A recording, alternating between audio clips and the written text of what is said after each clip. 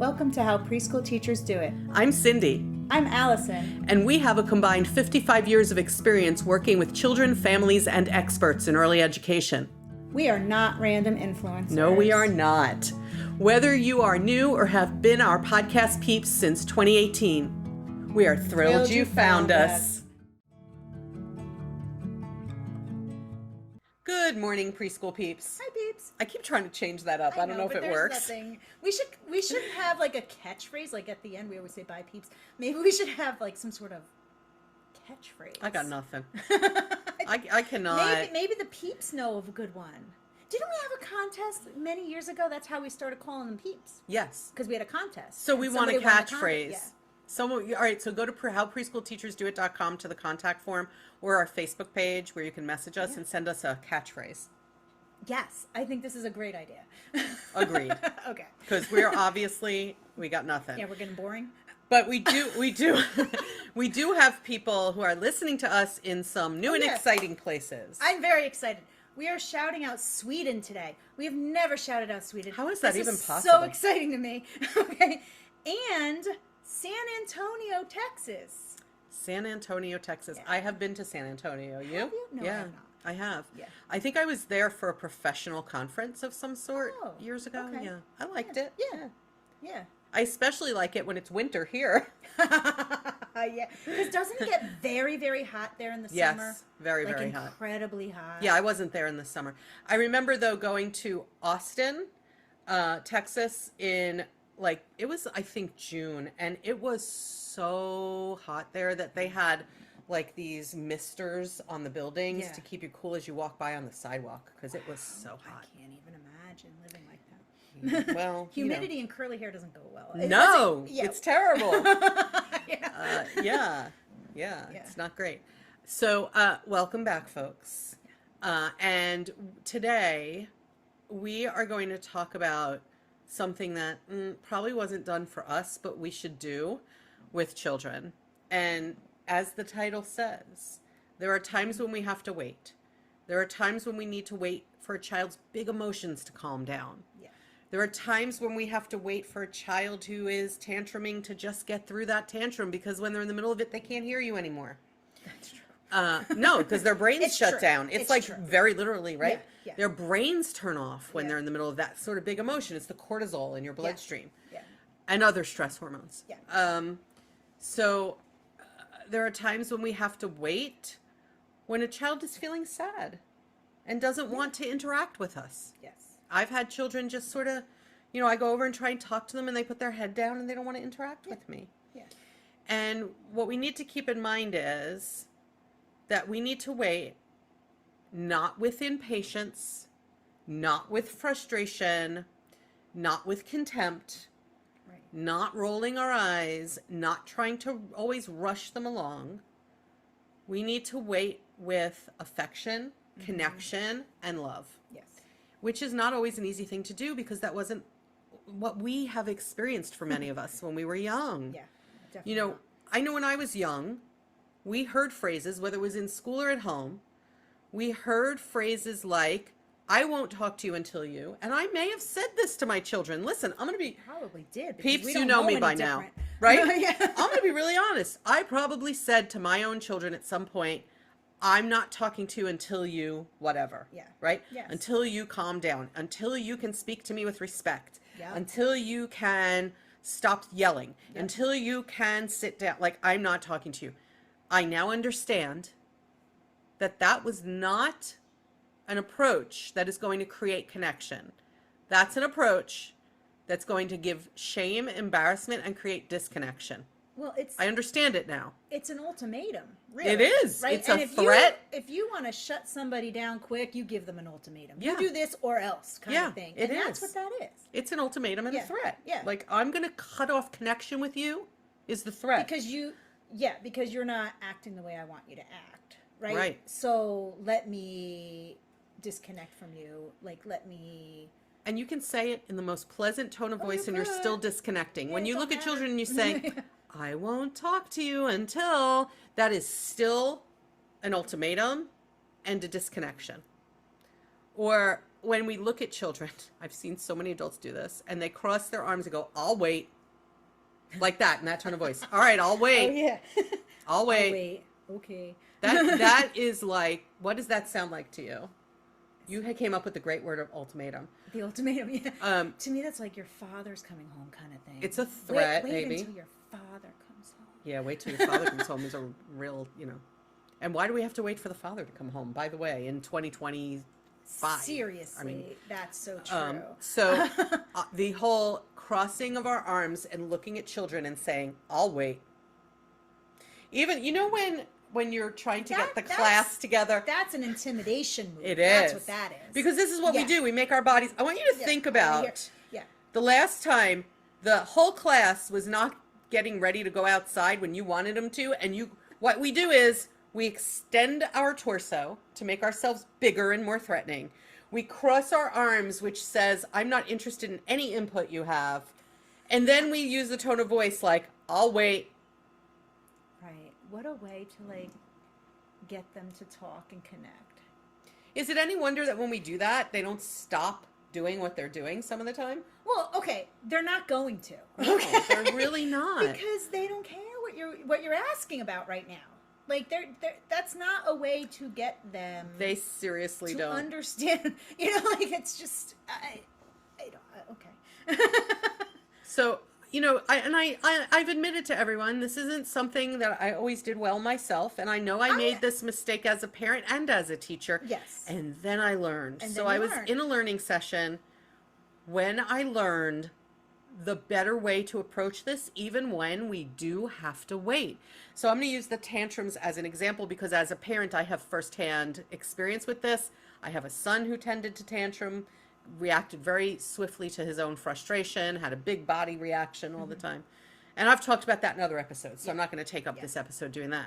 But what I am going to tell you is what I learned. I learned that I should have said to him, with all love in my heart and voice and everything, right? I'm going to ask you to wait, and I'm going to do that with love. And what that sounds like is something like, I know this is hard.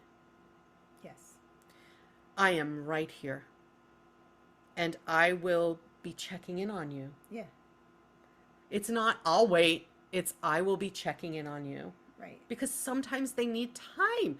A child who is extraordinarily sad about something that's happened, and they go over and they put their head on the table and they won't look up and they won't talk with me and they won't interact because they're just like sinking into their anger, their sadness.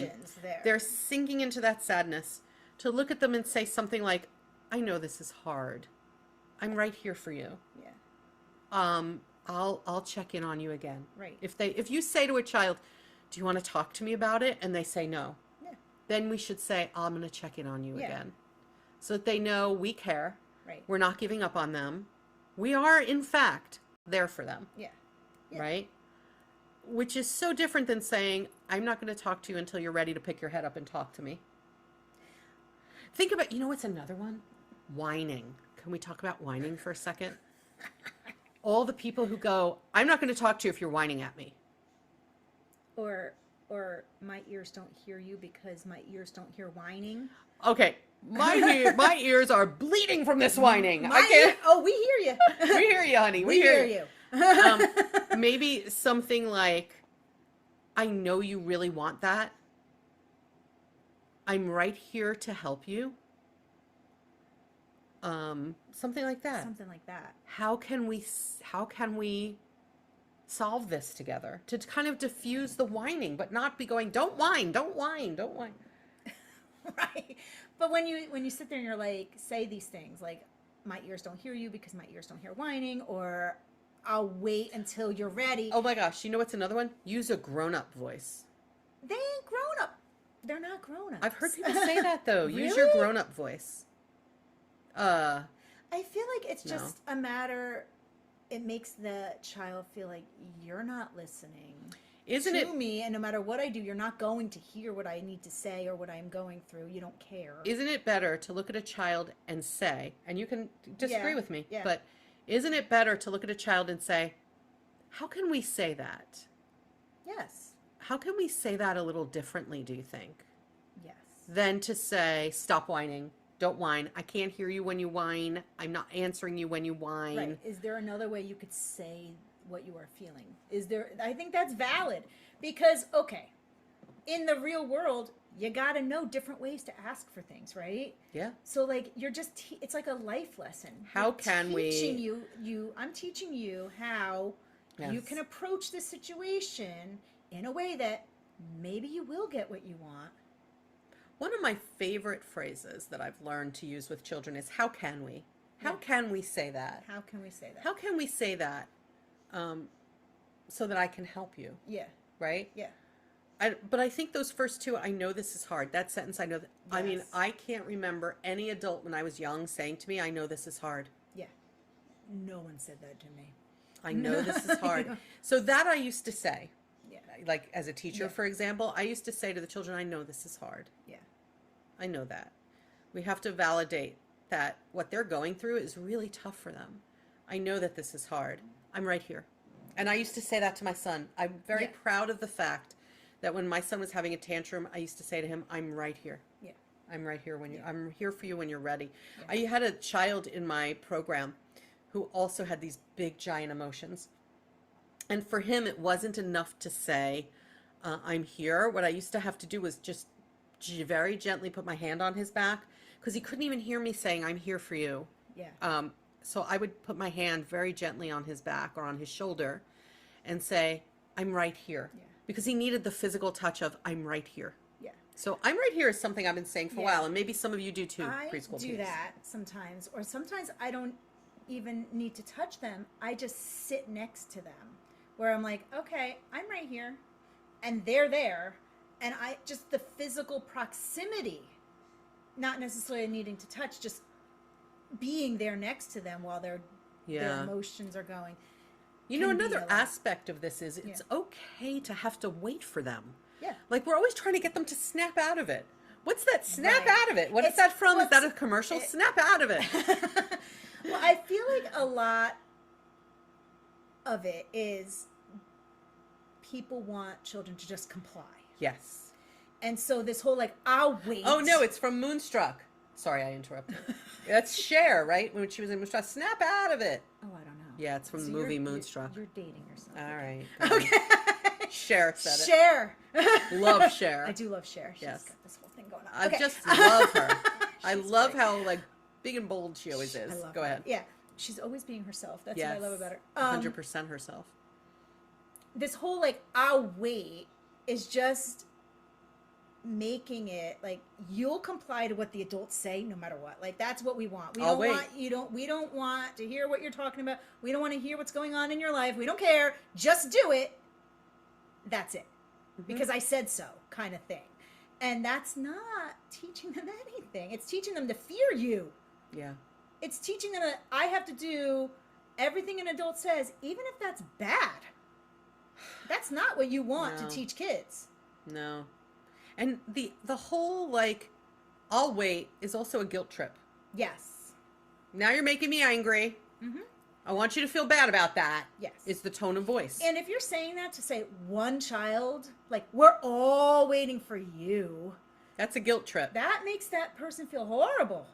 That is just infuriating and a guilt trip. Yeah. So many of the things that have been said over generations just exacerbate the situation. They make it worse. It's like rather than fuel on a fire. Right. It's like putting gas on a flame. Yeah. Instead of bringing down the level of angst, we tend to add to it. Yeah. And so just imagine when you look at a child and you say, I know this is hard. I'm right here. Mm-hmm. I'm going to keep checking in on you. Yeah. I'm not adding to the flame. Right. I'm like ready for you when you're ready. Right. But I'm not saying that in a way that's going to add to the fire. It's giving the child the space they need to experience that emotion. Because I think sometimes people want to erase these emotions. Like, you should just be happy all the time. No, that's not real. It's not real. And you should allow the space for this child to feel that emotion. Yes. So I like the whole, like, I say that to the children a lot. Like, okay, I'll come back in a few minutes to check on you. I say that all the time because sometimes you do need to be alone to process the emotions, right? Yeah, 100%. And it's okay. Like I, as a teacher, have a lot of stuff going on in that room. I got to check on other children too. So like, I'm going to give you some space. I'm going to walk away for a minute, but that doesn't mean I'm not here. If you need me, just call me. I'll come back in a few minutes to check on you. Don't you think it's a nice little mood setter in the morning before children arrive at an early childhood program, or in the morning when a family who's raising a child or anyone who's raising a child wakes up in the morning, to just say to yourself, today, I'm going to wait with love. That's what I'm going to do. Mm-hmm. I'm going to wait with love, and I'm going to approach these situations that challenge me as an adult with love. Yes. I'm going to face the challenge with love. Yeah. That's what I'm doing today. Look at yourselves in the mirror in the morning, folks, and say, today I'm going to face it all with love. With love. Not contempt, not guilt, not any of the things that prior generations thought was okay to impose on young children. Yeah. Right? Yeah. Okay. I hope this gives you some food for thought, everybody, and maybe a new mantra to say in the morning. Maybe a bulletin board of we always approach with love. Yes. Right? Yeah. We always interact with love. Yeah. And that can help families to think about that too. Yes. Please teach this to families. If you work in a professional early childhood setting or any kind of school setting and you interact with families, please teach them this. It should be them too. And they're not going to know it because it's likely how not many people were raised. You're raised. Yeah. Yeah. Yeah. All right, preschool peeps. We're going to let you go. Have your Monday.